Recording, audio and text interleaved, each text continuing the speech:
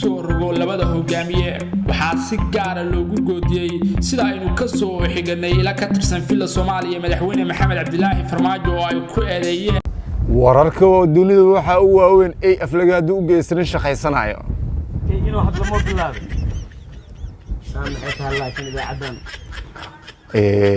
wararkeena kale waxa uu waaweyn xasatooba buris laqay a'uudu billahi min shaytaan dalka Hindiya oo lagu toogtay nin sacbiyay Soomaaliya ku finaalay sacabkaas u maleena aniga wax taageer hal waay oo sacbiyay awees baafo beeshin baasta ku xaday markaa isgooska bakaara waadiid awees baafo ana oday hudda soo qaba karabay awees baafo soo wax xadi kara ma odi karabay kawaalida kuaraan oo kor cun ku dhacay a'uudu billahi min shaytaan hilib ma wax lagu soo diray Abdullah Buurana oo dhaar ku mar inuu sameeyay karin saxan baasta waadiid Abdullah Buurana ninki digaasho kale yaqri jiray maahno wacyigelin waxaa lagu wacyigelinayaa ganacsatada reer suuqa